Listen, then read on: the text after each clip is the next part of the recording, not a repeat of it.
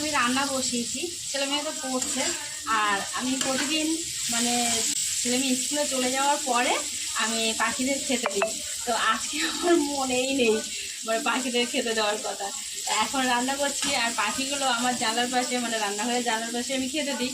তো ওরা এসে কিচির মিচির করে ডাকছে, আমি আপনাদের দেখা।